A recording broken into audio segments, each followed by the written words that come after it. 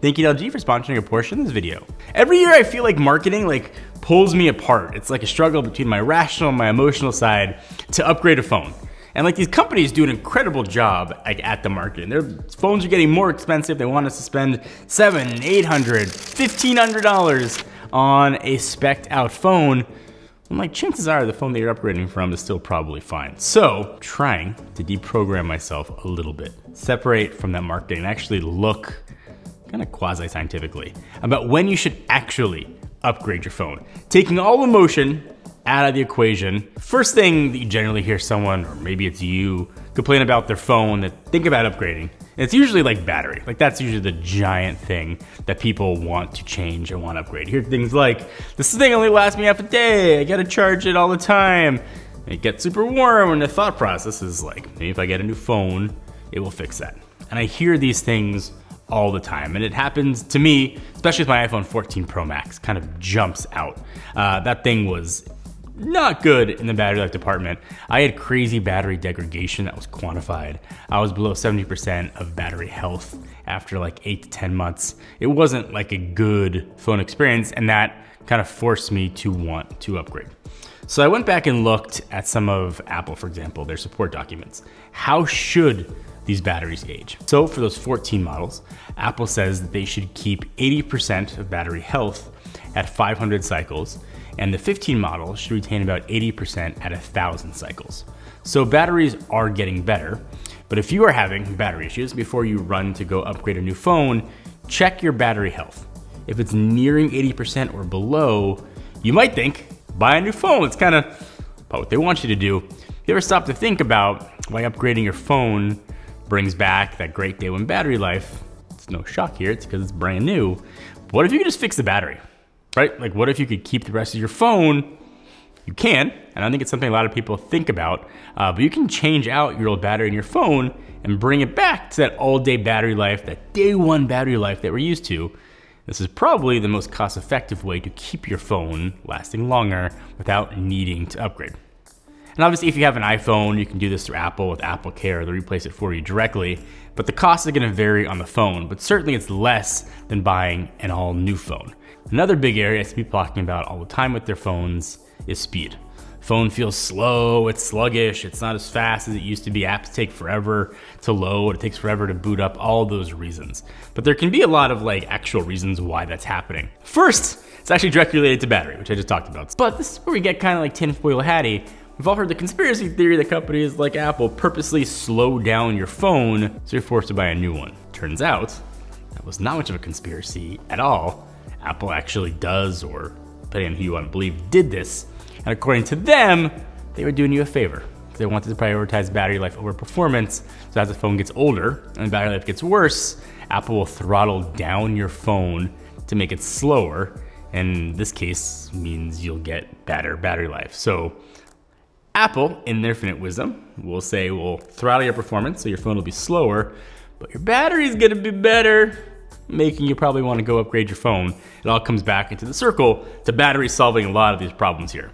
And just like when it's hard to decide when to upgrade your phone, and you might find yourself looking for a new computer, let me introduce you to this video's sponsor, the LG Gram Pro. On the screen, you have an OLED display with 120 Hz refresh rate. You've got an extremely thin design at only 12.8 millimeters. And this thing weighs under 1,200 grams. It feels like one of those display computers at IKEA where there's no actual battery in it. It's got a dual fan cooling system. It's got speakers with Dolby Atmos and smart AMP. There's Windows Hello built in, LG's security guard. You get improved mobile connectivity with Intel Unison and LG Gram Link. It's also got LG Glance by Metrics for security and privacy enhancements with AI-powered gaze detection. It's packing Intel's Core Ultra processor with Intel AI Boost that can handle a ton of AI workloads even without a network connection, so nothing in the clouds. Obviously, AI is the centerpiece of a lot of devices nowadays. Laptops kind of are the hallmark of that. But one incredibly useful use case, they made searching for image utilizing AI incredibly simple. You want pictures of a dog, see pictures you've taken of a location, and it's going to use AI to give you really detailed results. Also, to make sure that your battery is going to last, there's smart battery performance management with AI as well. If you're looking to do direct file sharing, photo transfers, or screen mirroring between your LG Gram and an iOS or Android device, LG actually has you covered with the LG Gram Link app. It is everything that you want, an incredibly thin and light package. And also LG's got some great deals going on for Prime Day that you're probably not gonna wanna miss. If you wanna learn more about what LG is doing with the Gram Pro or check out any of the other products that LG has, all the information you need will be down below. You could side with Apple and say what they did was right. I think people should be able to make whatever decisions they want with their phone and use it however they want to use it. But if you have an iPhone, it's a bit on the older side, it's entirely possible that your phone, it's not just you, is in fact getting slower. What this also means that if you replace your battery I talked about before, actually bring back some of that speed. So you'll have better battery and a faster phone. It's kind of like a win-win, all for the price of just a brand new battery. But that's on the iPhone side. It's hard to say what other companies' policies are with this. They're not as kind of transparent. So if speed is an issue on your phone, there are a few other things to think about. First, it's super simple, and it's that your phone is actually slower than it used to be. And as time goes on, hardware inside your phone, like storage and RAM, start to eventually degrade and cause your phone to be just a little bit slower. And unfortunately, there's not much you can do about that side of things. Another reason, potentially because of software on your phone. I think we all tend to love new software updates and brings new features, but also we gotta remember that these features tend to be more taxing on the phone that you have. And when that phone was first designed, it was designed with those current features from that year in mind. As the phone gets new software updates and new things added to it, it might start to run a bit slower, even a bit warmer, and that obviously can be a frustrating experience. And kind of speaking of features and software updates, it's another huge reason people want to upgrade their phones, and it's kind of easy to see an ad on TV or somebody making a YouTube video and think, I need that. But luckily, many manufacturers like Apple, Google, and Samsung have given the pledge to users that their phones will get new features and software updates for many years to come. So hopefully that means the urge to upgrade can be mitigated if that was your big reason, if software features were the big reason you wanted to upgrade. Unfortunately, just because the companies will bring software updates does not mean you're gonna get all the new features. And that's kind of been in the news recently with iOS 18, or specifically Apple Intelligence. So Apple got on stage and touted all these great new AI features, but turns out these are only coming to the latest iPhone 15 Pro phones and later. Not even like the current generation iPhone 15 and 15 Plus are going to get them. Now Apple's got all their reasons as to why that is, and again, I'm not gonna talk about whether that's like the right decision. But the point is, even if you get the latest software version, does not mean all the new features will come with it. It's kind of a bummer. All right, so when do you actually need those new features?